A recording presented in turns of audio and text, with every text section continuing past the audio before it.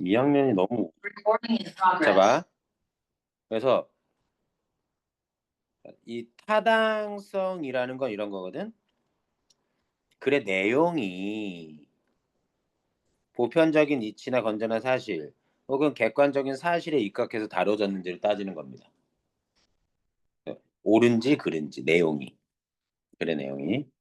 공정성은 필자의 관점이 혹시 한쪽으로 치우치진 않았는지, 그리고 누군가 서로 대립되는 의견을 소개하는 글인데 한쪽의 의견으로만 너무 치우쳐서 소개된 건 아닌지, 그 균형을 이루고 있는지 이런 것들을 따지는 걸 우리가 공정성이라고 얘기를 해요.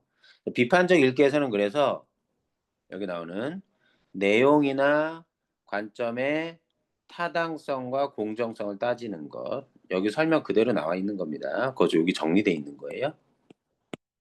자, 그다음 적절한지 아까 얘기했잖아. 적절한지는 자료나 표현 방법이 적절한지, 사용된 자료나. 그래서 글쓴이가 사용한 자료나 혹은 표현 방법이 글의 내용을 적절한지, 효과적으로 드러내고 있는지, 출처가 분명하고 믿을 만한지. 요거 정리가 여기 이렇게 돼 있어요. 그쵸? 적절성 관련돼서. 그런 거 따지면서 읽는다는 건데 뭐 어쨌든.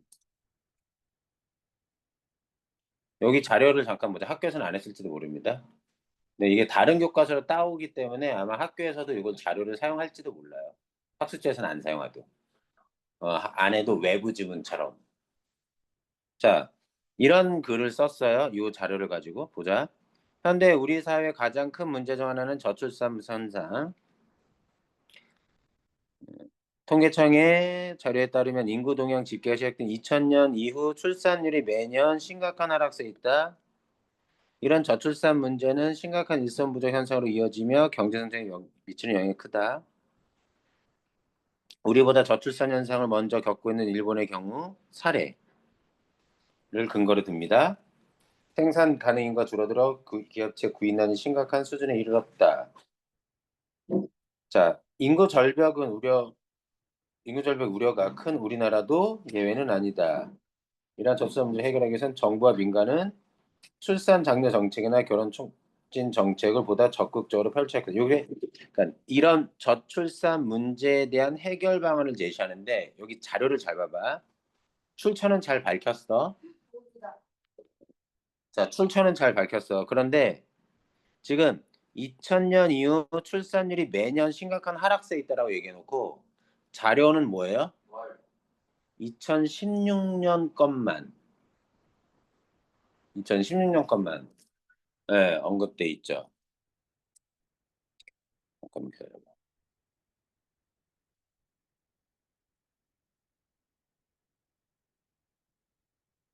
잠깐.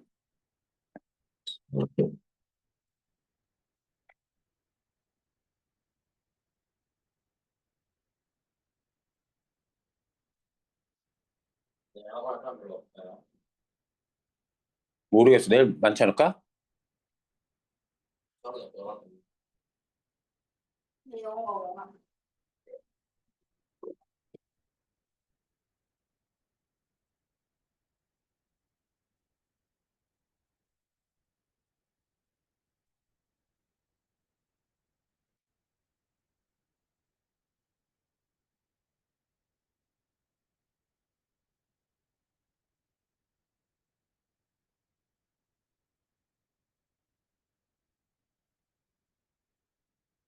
만.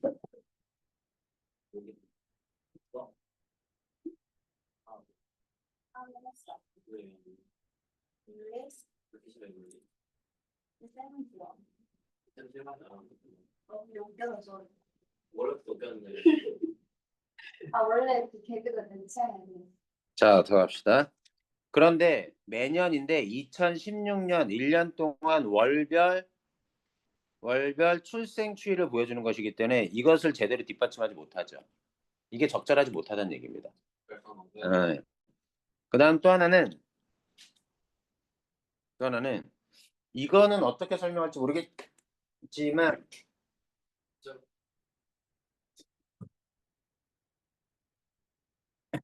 죽었는데요? 모르겠지만 봐봐. 해결책 제시는 항상 뭐가 있어야 되냐면 주체를 내세워야 돼. 누가 그 해결책을 실천할지.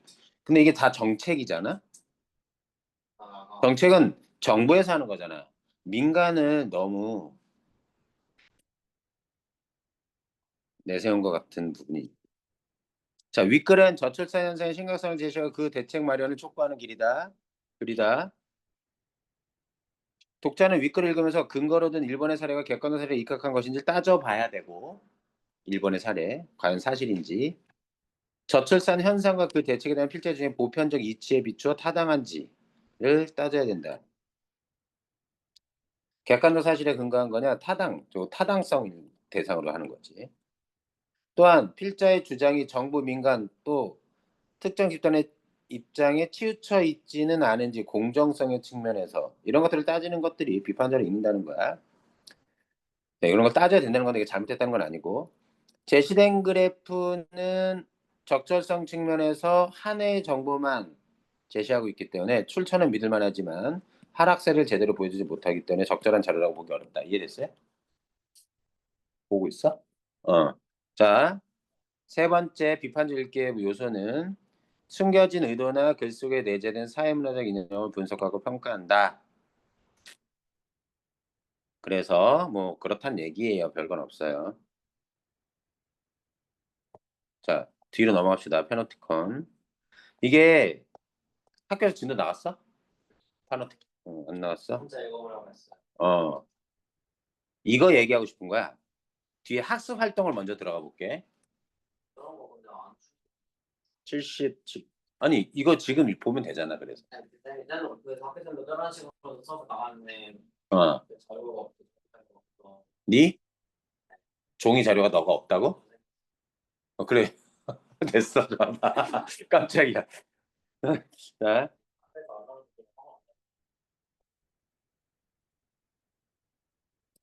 자 볼게.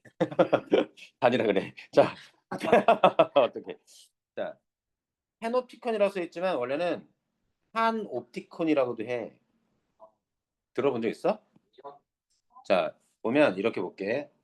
뭐의 알파벳의 약자냐면 PAN, 판, 옵티컬 할 때 옵티콘 이렇게 판 모두 옵티콘 보다. 자, 나중에 읽으면 알 텐데 이런 겁니다. 일단 맨 처음 이 판옵티콘에 대해서 판옵티콘은 교도소였어요. 교도소의 형태. 벤담이라는 공리주의자가 최초로 제안한 겁니다. 나중에 읽을 게 보면 그 내용이 뭐냐면 파놉티콘의 형태를 음, 음, 여기 이런 식으로 감옥을 한번 만들어 보자는 거였지. 여기가 감시탑 그리고 원형으로 둘러쳐가지고 교도소 수감되는 방이 깜방이 들어있는 거고. 근데 왜 저렇게 했느냐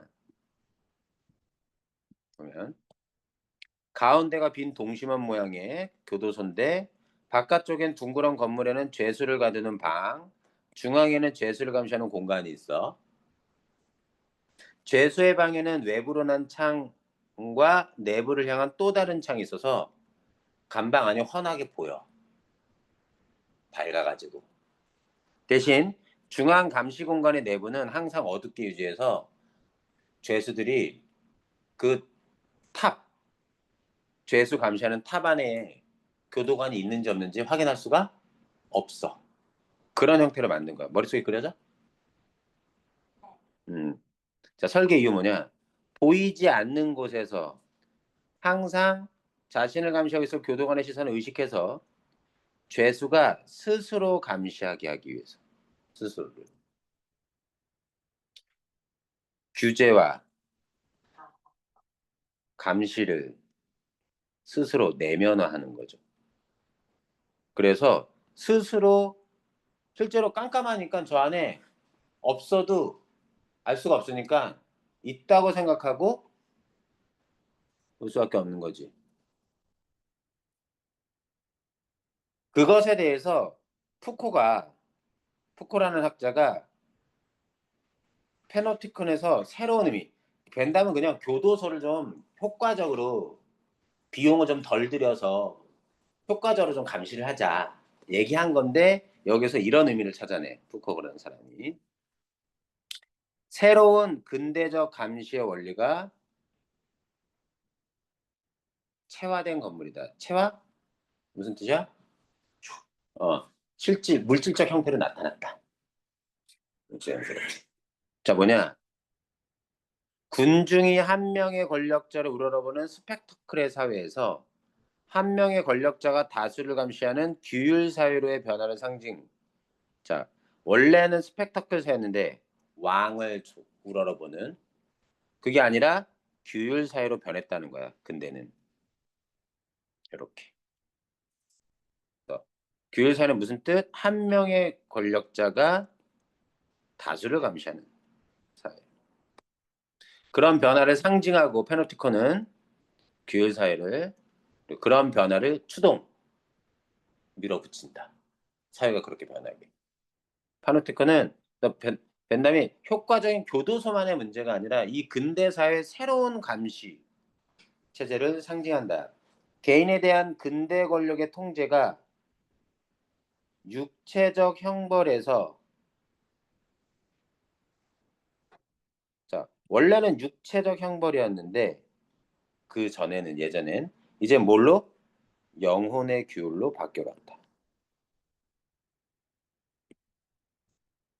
영혼을 통제하는 걸로. 몸을 가두고 몸을 때리고 이랬는데 때릴 필요가 없는 거야. 왜? 항상 붙어 다니면서 잘못할 때마다 때리는 건 피곤하잖아. 그런데 지가 스스로 알아서 주의하고 하게 하면 훨씬 효과적인 거죠. 이게 바로 어떤 거다? 개인에 대한 근대의 통제는 영혼의 규율로 바뀌었다는 얘기. 자, 모세관 같은 권력이 사회 구석구석에 스며들어 우리를 통제하고 있음을 보여주는 신뢰로 우리 사회의 구조를 보여준다라고 푸코는 봤다는 겁니다. 모세관 같은 권력. 생활 곳곳에 보이지 않게 스며들어서 존재한다는 거야. 그리고 그게 뭐해? 우리를 끊임없이 감시하고 통제한다는 거지. 그러다가 이젠 글쓴이는 최근에 전자 페노티콘이라는 것을 말합니다. 자, 전자 페노티콘 뭐예요? 정보 기술의 발달이 가져온 감시 체계. 이제는 아까는 감시하는 거였잖아. 페노티콘은 푸코가 말하는 것까지도. 푸코는 자, 정보가 이번엔 규율과 통제의 수단. 자, 기재는 메커니즘. 오케이, 메커니즘. 어떤 시스템. 굳이 한글로 바꾸자면 체계 혹은 작동 원리의 핵심은 규율과 통제의 작동 원리는 정보라는 거야. 정보에 의해서 다 걸려버리는 거지. 그래서 그 종류는 어떤 것들이냐? 자, 컴퓨터 데이터베이스.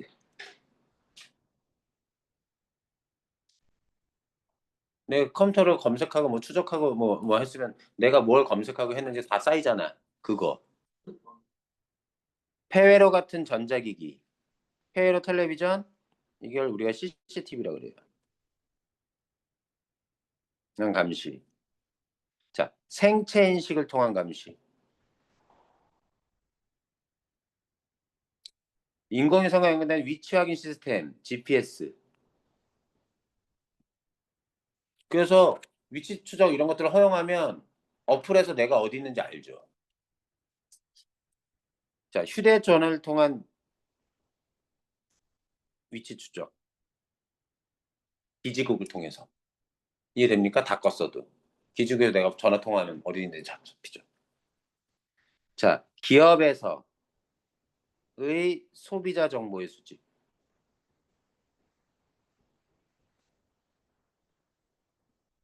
자, 국가기관 이번에.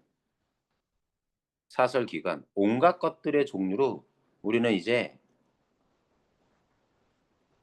정보 통신 기술로 인해서 끊임없이 감시를 받는 시대. 그런데 이걸 봐봐. 할 때 그런 되게 부정적인 것만 있잖아. 근데 글쓴이는 이런 얘기를 해. 현대 사회는 그렇게 감시, 전자 패너티콘으로 인해서 일방적으로 우리가 감시를 당하지만 역감시도 가능하다라고 얘기합니다. 무슨 얘기냐? 정보가 규율과 통제의 기재가 되는 현대 사회의 감시를 전자 패너티콘으로 설명했어. 했지만 공개된 정보를 바탕으로 역감시의 기능을 하는 시민운동에 대해서도 설명해.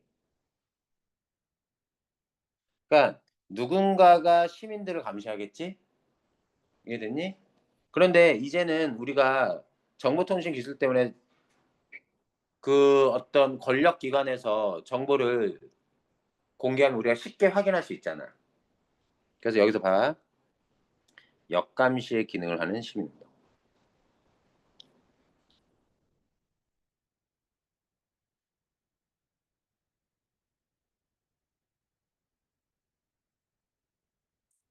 자, 패너티콘은 감시.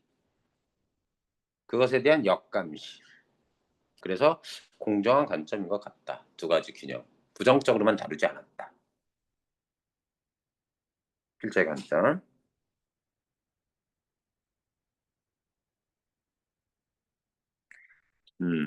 그런데 전자 패너티콘만을 설명한 부분은 너무 이것만을 부각했다. 공정성이 좀 결여. 그 이후에 이어지는 내용이 역감시에 대한 설명하거든요. 그런 거 보면 감시와 역감시를 같이 다루고 있기 때문에 거기는 공정하지만 전자 패너티콘은 너무 이렇게 부정적으로만 이렇게 표현했다는 거지. 유형을 쭉 나눠가지고 공정하지 않다. 주장과 근거. 자, 전자 패너티콘에서 정보를 과다하게 수집하는 걸 금지해야 된다. 정보 데이터베이스 접근 권한을 평등하게 특정 사람만, 특정 조직만 접근하지 말고 모두에게 공개할 수 있어야 된다. 근거, 정보 접근의 비대칭성으로 인해 통제가 감시가 일어나기 때문에 평등하게 만들고 과다하게 수집하면 안 된다라는 얘기입니다. 정보 접근의 비대칭성은 뭐냐면요. 권력기관 같은 경우는 쉽게 혹은 기업들은 쉽게 데이터 관리를 하니까 쉽게 접근하겠지. 근데 우리는 접근 못하지. 거기다가 정보통신 기술, 핸드폰이나 스마트폰 없는 사람들은 또 접근하기 어렵잖아. 비대칭. 그것 때문에 이런 전자 패너티콘에 감시당하는 것이 일방적으로 일어나는데 그것들에 대해서 타당한 주장을 하고 있다라고 봅니다.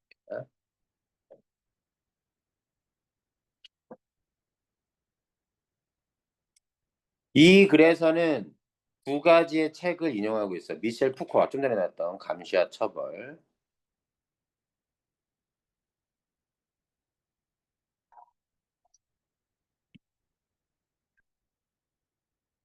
자, 그다음 인용한 거. 빅브라더 나오는 것들 있죠. 조지 오웰. 그래서 이런 것들을 써서 다 적절했다 인용한 게 그런 거 판단하는 거예요. 이 부분의 핵심이 바로 그거예요.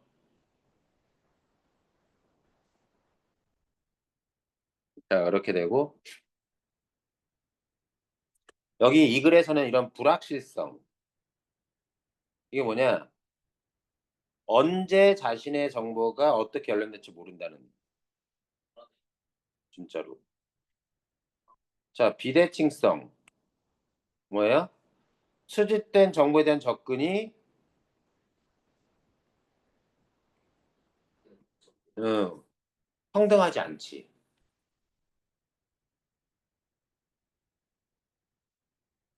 그래서 음, 그래서 이런 부정적인 측면을 언급하면서도 요 두 가지가 만약에 해소된다면 시민이 오히려 권력을 거꾸로 감시하는 역감시의 기능, 역감시라는 것도 가능하다는 생각을 바탕에 깔고 있다. 이 글에서 글쓴이가. 시민이 권력을 감시하는 거예요? 네. 그 지금 아는지 오래됐지만 정부 바뀌면서 한 번도 우리나라 역사에서도 그렇고 전 세계적으로도 그렇고 국무회의가 통째로 공개되는 것은 없었습니다.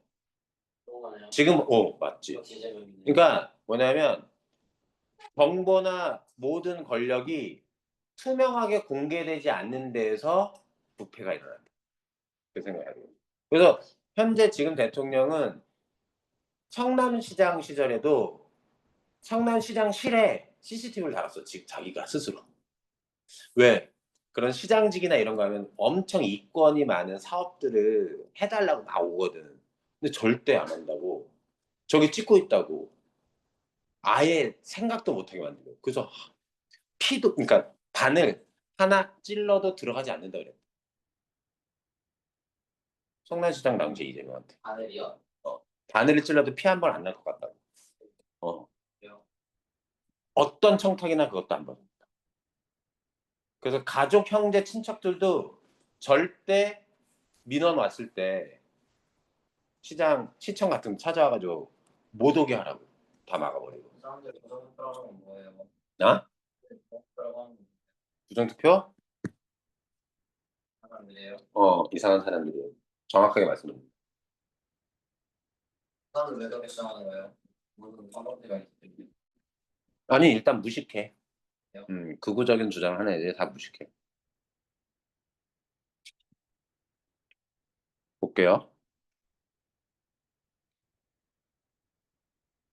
학습 활동에 정리 다 돼 있는 겁니다. 그게 이렇게 펼쳐져 있어요. 한 명의 교도관이 수백 명의 죄수를 감시할 수 있는 효과적인 방법 없을까? 라는 게 18세기 말엽 영국의 공리주의 철학자 제레미 벤담은 이 문제를 골똘히 생각하고 있었다. 들어본 적 있죠? 공리주의라는 거? 네. 도덕적으로 옳은 행위인가 선한 행위인가를 판단하는 기준을 사람들의 전체 이익을 가장 많이 증진시킨 그런 행위를 도덕이라고 판단하자. 그런 겁니다. 도덕적으로 옳다고. 그런 사람인데 어쨌든. 그래서 이 사람은 최소의 비용으로 최대 행복을, 효과를 내려고 하는 거예요. 최대 다수의 최대 행복? 그 이상이요? 뭐 그런 거랑 같은 거예요. 가봅시다. 벤담에 대한 설명 없네. 여기 있네. 최대 다수의 최대 행복. 가볼게. 당시 미국이 독립하면서 중벌을 받은 죄수들을 더 이상 미국에 보낼 수 없게 되자 교도소 문제는 그 영국의 국가적 관심사로 부상했다. 가장 효율적인 감시 방법을 고민하다가 이 문제에 대한 해답으로 벤담은 판옵티콘이라는 원형 교도소를 제안했다. 아까 읽었던 그 모양입니다. 이렇게 해서 이렇게 했는데 봐. 죄수의 일거수일투족이 교도관에게 시시각각 포착될 수 있다. 반면 중앙의 감시 공간 내부는 항상 어둡게 유지되어 죄수는 교도관이 자신을 감시하고 있다는 사실을커녕 교도관의 존재 자체도 알 수 없었다. 이게 그 페놉티콘의 가장 핵심적인 구조죠. 벤너에 따르면 페놉티콘에 갇힌 죄수는 보이지 않는 곳에서 항상 자신을 감시하고 있어 교도관의 시선을 의식해서 스스로를 자기가 스스로를 감시하게 되는 거. 이게 핵심입니다. 저런 건 역감시가 아니에요. 역감시가 아니라요. 이거는 인권 침해입니다. 인권 침해. 감시 내면화라는 감시는 뭐예요? 그러니까 이런 거죠. 자꾸 내가 어떤 자유로운 표현이 헌법에서 보장된 표현의 자유인데 그걸 할 때마다 누군가 너 그거 어떤 생각이지? 너 극우적인 생각이지? 뭐 아니면 뭐 이렇게 막 얘기하면서 너 고발할 거야, 고소할 거야 이렇게 한두 번 막 고소 고발 오잖아? 그 다음부터 내가 말하는 게 자유로울까 불편할까? 불편하지. 왜? 뭐 신경 쓰면서 얘기하겠어요, 그다음부터. 저 고소하지 않을까, 누가 하지 않을까? 그 순간 누군가가 나를 항상 고소하려고 준비하고 있다는 걸 생각하면서 내가 나를 스스로 감시하는 거잖아. 그건 역감시가 아니지. 역감시는 나를 감시하는 사람을 감시하는 게 역감시인 거야. 내가 그 사람이 어떠한지를 확인하는 거. 자, 사설 교도소면서 죄수의 노동에 의존하는 공장형 교도소인 판옵티컨은 당시 영국의 개혁 세력 일부가 추진하는 공공교도소, 격리식 교도소와 체제가 맞지 않아 결국 영국 정부의 선택을 받지는 못했다. 됐어요? 아이디어로만 그쳤던 겁니다. 왜? 파놉티콘의 아이디어는 뭘로 시작했다? 사설 교도소이자 공장의 교도소인데 당시 영국에서는 뭘 추진했다? 사설이 아니라 공공교도소, 그 다음에 격리돼서 지내는 교도소. 아니, 격리식 교도소. 얘는 공장형 교도소는 죄수가 노동을 하는 그런 거였기 때문에.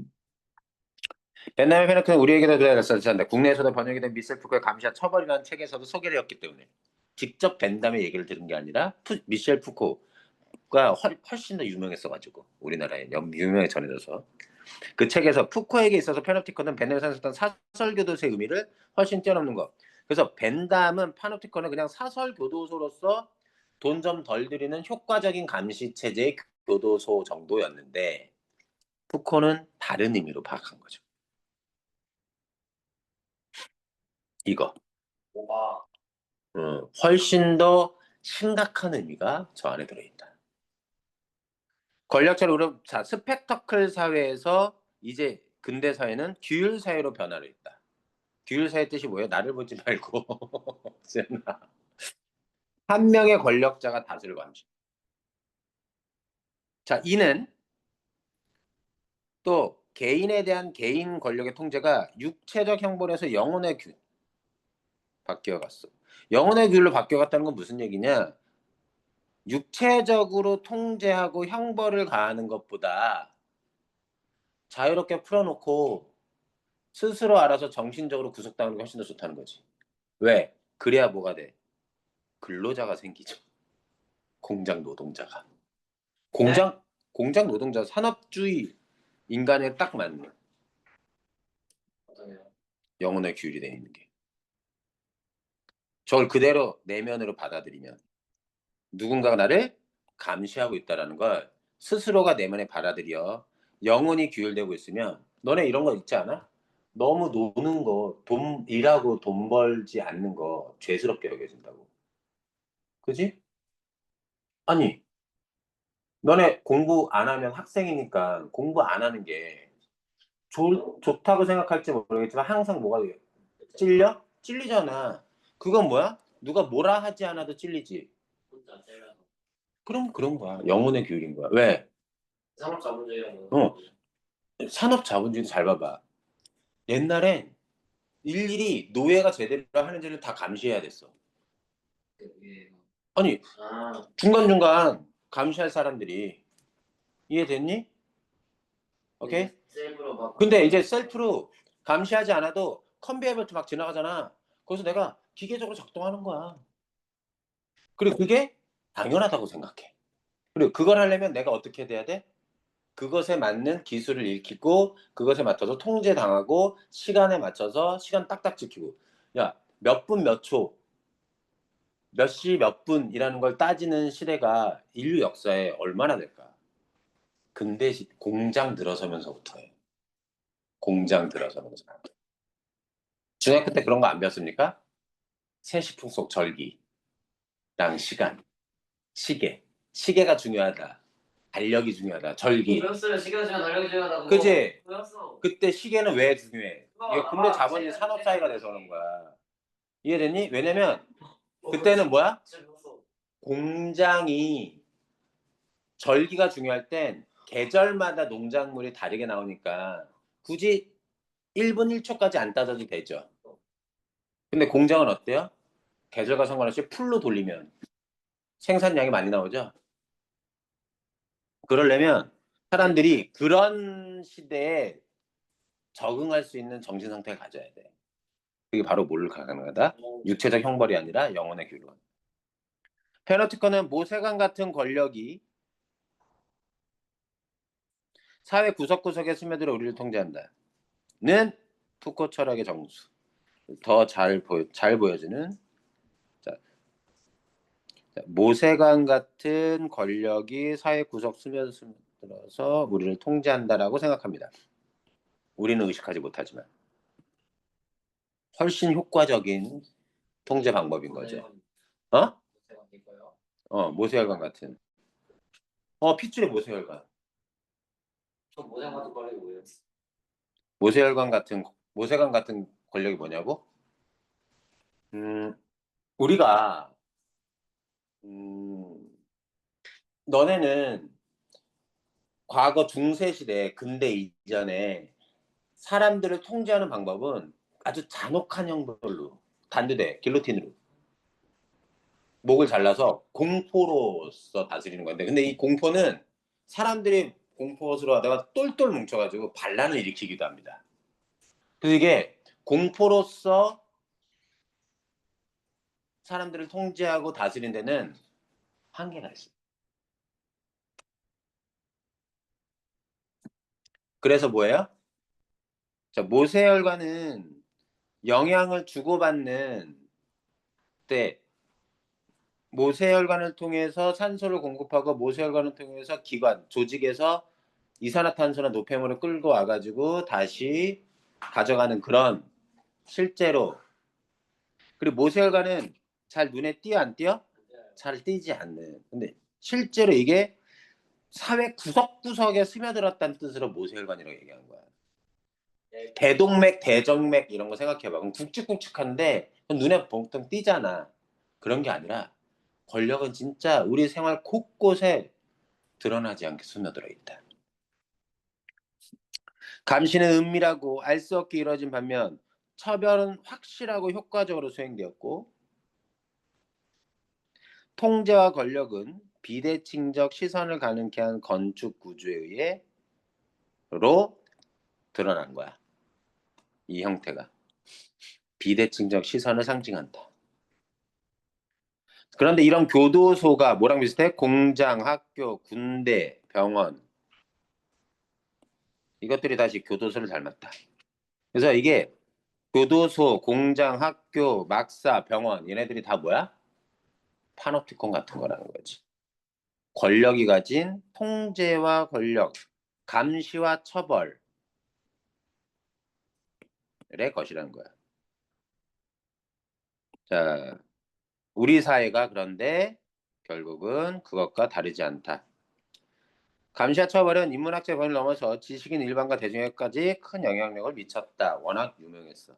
푸코의 영역은 그가 페놉티콘을 벤담이라는 개인이 실패한 일화, 이야기, 에피소드에 그치지 않고 이를 자, 푸코는 뭐라 그랬냐? 페놉티콘을 근대 규율 권력 아까 규율 사회였지.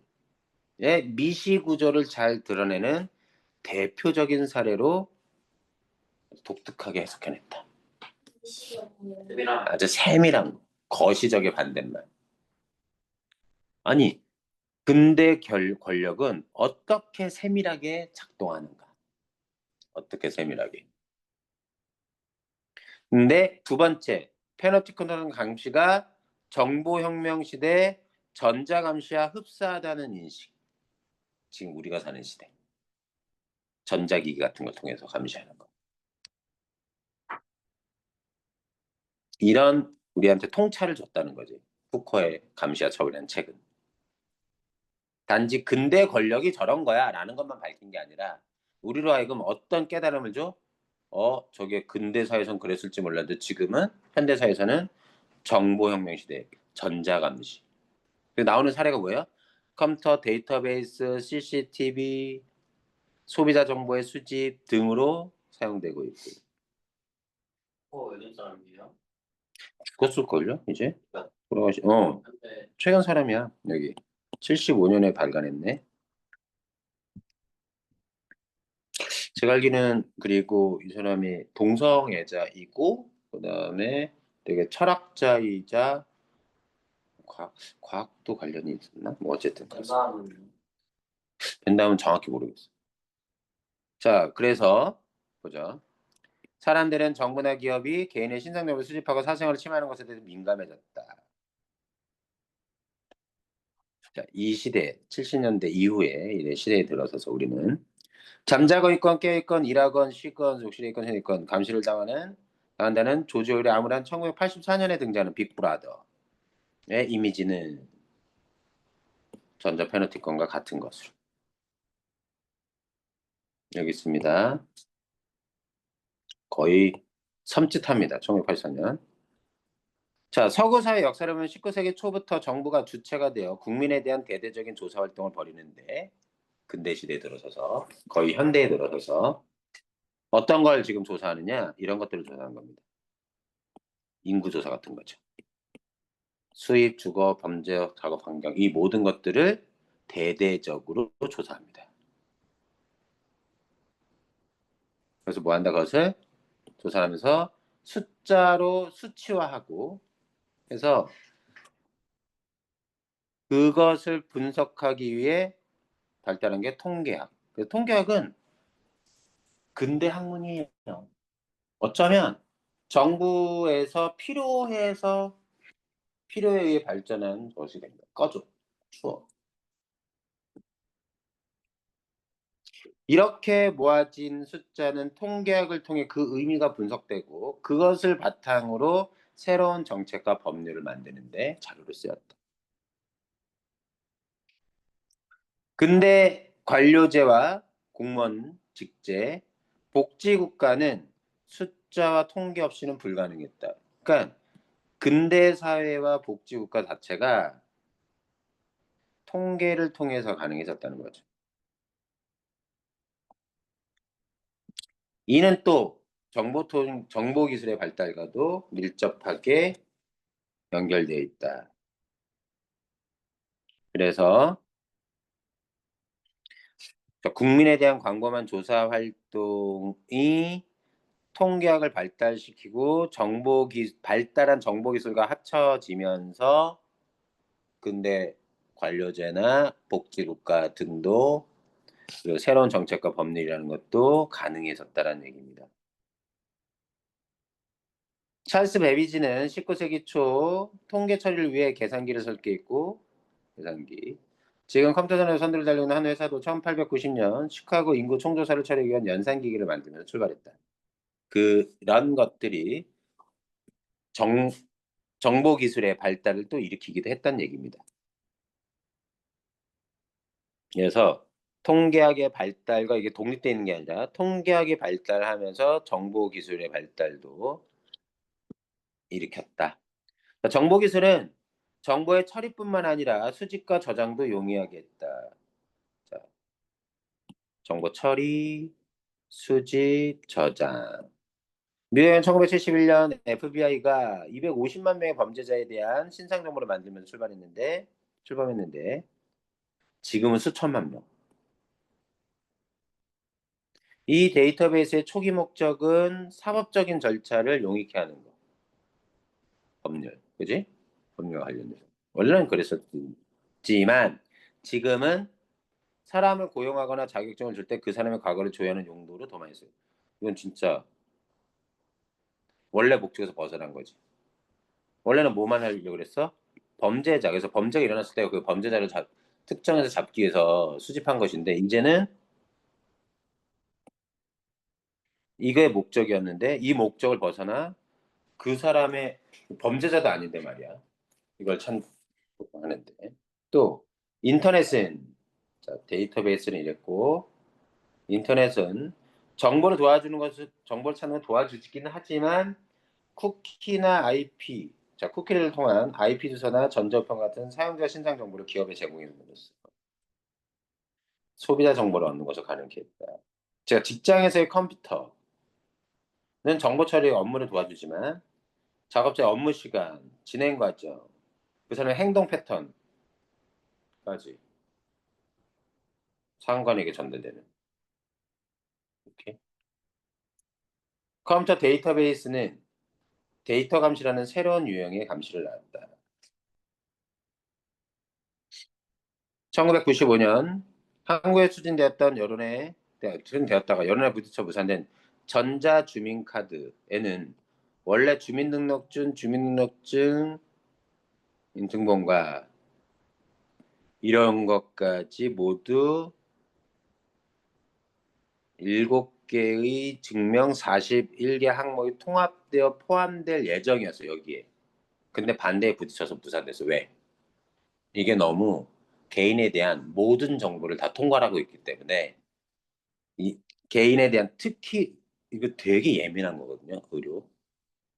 국민연금 이런 것들도. 국민연금 딱 보면요, 그 사람이 소득이 바로 나와요. 소득에 따라 연금 내니까.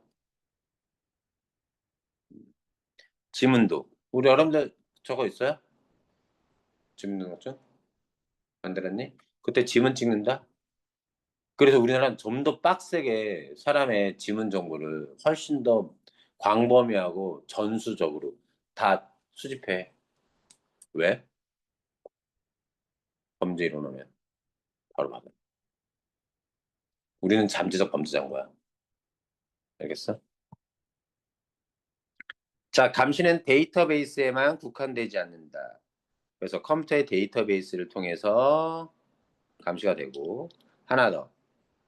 자, CCTV 감시 아까 얘기했던 겁니다. 그죠? GPS. 네, 그래서 대단히 전자 페놉티콘으로 인해 감시되는 사례를 제시해 줬고요. 자, 이러한 새로운 감시는 전자 페놉티콘이라고 명명, 이름 붙여졌다. 전자 페놉티콘. 우리나라 좀 약간 밤에도 안전하고 치안도 좋고 물건도 잘 훔쳐가지 않고 훔쳐가봤자 자전거 안장 뭐 이런 거 훔쳐갔는데 다른 건 훔쳐가지도 않고 컴퓨터, 핸드폰 다른 나라에서는 상상도 할 수 없다는 거 아니야. 그리고 여자가 새벽 3시, 4시 이렇게 혼자 걸어 다니는 것도 다른 나라에서는 상상을 못 한대. 실제로 무서워서. 그런데 우리나라는 된다. 우린 무인 아이스크림점, 무인 가게들도 있잖아. 그건 상상 못 한다는 거야. 다 털어갈 거라는 거지. 근데 그것이 가능한 이유가 이제 우리나라를 좀 폄하하려는 애들은 야, 한국 CCTV 장난 아니잖아. 그런데 영국은 우리나라보다 더 많대. 근데 걔네는 그게 불가능하다는 거지. 기본적으로. 그럴 때 이제 이런 거 전 CCTV 되게 많이 얘기합니다. 봅시다. 패놉티콘에서 자, 판옵티콘이야. 얘랑 얘의 차이야. 전자 패놉티콘. 판옵티콘의 규율과 통제 메커니즘은 시선이야. 눈으로 직접 보는 거. 이해됐니? 무슨 얘기인지? 패놉티콘. 푸코가 말했던 전자 패놉티콘은 뭐예요? 정보야. 메커니즘. 이 둘의 공통점 뭐야? 불확실성. 일단 이때 불확실성 뭐라고? 언제 내가 감시당하고 있는지 모른다. 언제 내 정보가 열람될지 모른다는 불확실성. 이해됐니? 그 불확실성인데 이걸 왜 피상적인 공통점이냐? 겉으로 볼 땐 그게 공통점인데 어쨌든 가봅시다. 감시를 당하는 사람은 자신의 정보가 국가나 직장에 상관없이 언제든 열람됐을지를 인지하고 있기 때문에 늘 알고 있기 때문에 모르면 차라리 자유로울 거거든요. 그렇기 때문에 언제 될지 몰라서 행동이나 작업에 주의를 기울이지 않을 수 없다. 왠지 알겠니? 아까 영혼의 규율 잠깐 얘기하면 어디서 써? 산업자본주의 인간형 공장에서 일하는 인간형.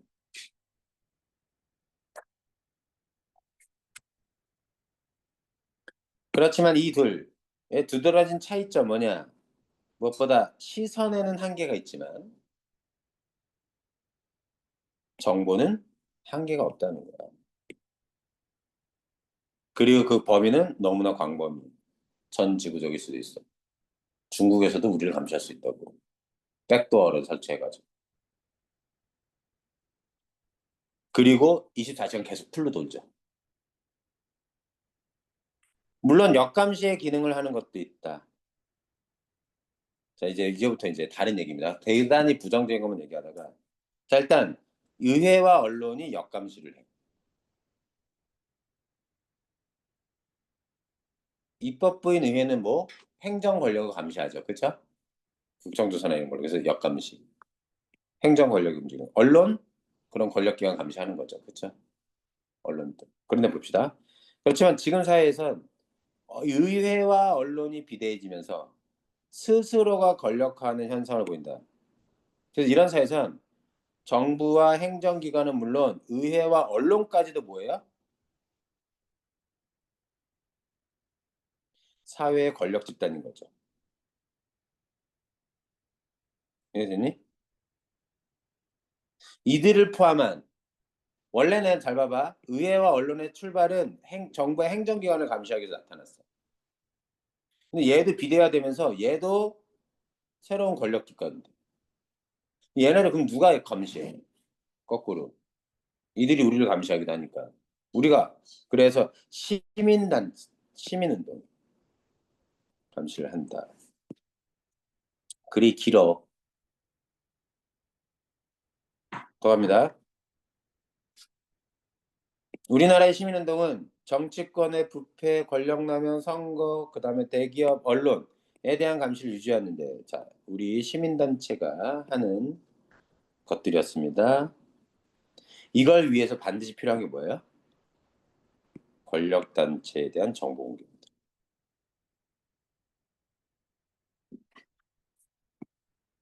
그 해당 조직이 뭘 하게 해야 돼? 정보를 공개하게 해야 돼. 그래야 뭘 감시하든가 말든가 하지. 강력한 정보공개법은 국민이 역감시하는 권리를 적극 보장하고 행정의 투명성을 감시하는 중요한 법률적 장치며 정보 공개를 통해 역감시는 투명한 사회를 향한 첫발이다. 이거 너무나 중요한 거야. 또 시민운동은 이러한 기존의 언론은 물론 인터넷, 유튜브 같은 거야 등을 통해 자신의 활동을 알리고 성과를 보이며 연대를 강화하고 있다. 지금 시대에. 특히 인터넷 쌍방향의 분산된 통신망은 빅브라더 당신을 감시하겠다라는 전통적인 감시를 당신이 바로 감시하는 빅브라더라는 역감시의 기제로 바꾸기에 쉽다. 이제 당신은 누구? 시민. 개인 한 명 한 명. 이해됐어?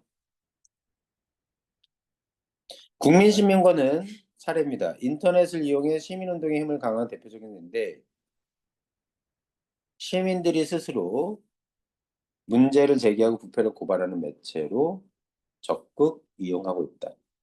국민신문고는 베나른 페노티코는 푸코에 의해 현대사회 규율체제로 해석됐고 푸코의 그런 페노티콘은 뭘로? 전자 페노티콘으로 이어졌어요. 그래서 현대사회 이런 체제는 빅브라더의 시선에 의한 감시보다 훨씬 더 복잡하고 미묘해요. 지금 현대사회는 정보기술로 전자 페노티콘은 빅브라더보다 훨씬 더 강화되고 은밀하고 심화됐다. 교도가 썼다면 우리 사회가 바로 교도소라는 사실을 금방 알았을 것이라는 푸코식의 사회 이꼴 페노티콘 이꼴 교도소라는 등식은 이제는 한계가 있다. 이 정도 표현은 약하다는 거야 이제. 현대사회에 적용하기. 뭐야? 이 등식에는 시선보다 정보 수집이 중요해진 과정. 정보 수집이 종종 피감시자의 자발적 행위와 협조를 통해 일어난다는 것. 또 정보 데이터베이스의 접근이 모두에 투머질 경우 권력자를 감시하는 것 같은 예상치 못한 결과가 나올 수 있다는 이런 것들이 빠져 있기 때문에 너무 한쪽 측면으로만 읽혔다는 거야. 이거는 뭐야? 가하는 자, 감시를 가하는 자와 감시 당하는 자가 아예 분리돼 있잖아. 근데 현대사회는 뭐야? 감시당하는 우리가 오히려 거꾸로 감시할 수도 있다는 얘기야. 이해되니? 때로는 우리가 스스로 우리 감시해도 돼요 라고 허락해주기도 한다는 거지. 우리 어플이나 뭐 사용할 때 개인정보 이용에 동의하십니까? 이런 거 하잖아. 우리 GPS 내비게이션 사용하려면 당연히 뭐 해야 돼요? 내 위치 정보를 공개해야지만 이용해요. 그럼 내 정보 수집하는 걸 적극 허용한 거죠.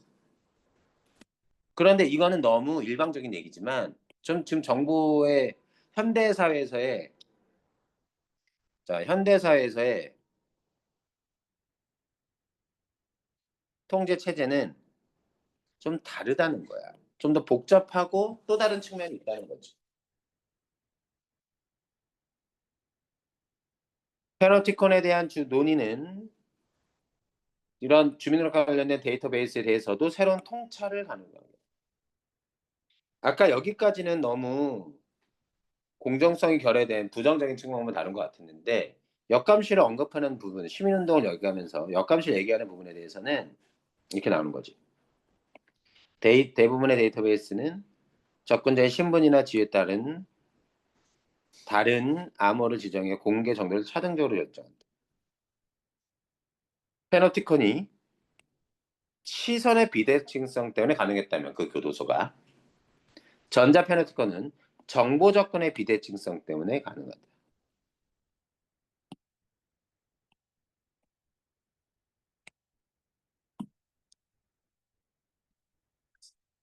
자, 따라서 이를 이때 전자 패너티콘은 일방적으로 감시하는 어떤 체제를 얘기했던 거죠. 이를 방지할 수 있는 최선의 방법은 정보의 과다한 수집 자체를 금하거나 이미 수집된 정보 데이터베이스의 경우에는 접근권을 다양한 방법을 통해 평등하게 만드는 것. 이것을 방지할 수 있는 거지. 나는 접근할 수 없는 정보에 권력의 어떤 자는 접근할 수 있다면 그것은 어느 순간 나를 올가면 패너티콘으로 나에게 다가올 수 있기 때문에. 그죠? 내가 감시를 쉽게 당할 수 있기 때문에. 여기 예. 만약에 옆에서 부정적인 것만 해가지고 긍정성이 결른다 판단할 수 있다 했잖아요. 내가 이쓴 사람이 이거에 대해서 좀 까고 싶으면 깔 수도 있는 거예요. 맞아. 그건 맞죠. 그러나도 공정성이 결핍다는 거예요. 사실 까는 내가 이걸 개선하고 싶을 수도 있잖아요. 글 쓰는 사람 입장에서 그럼 그렇게 글 쓰면은 공정성 결여된 글인 거예요. 그러니까 이게 잘 봐봐. 아무리 옳은 얘기더라도 한쪽 측면의 얘기만 하는 건 공정성을 얻거든요. 다른 것들도 같이 다뤄주는 게 필요하다는 거지. 실제로 정보 기술을 통한 데이터베이스의 사용은 편리함을 갖다 주기도 했죠. 그지?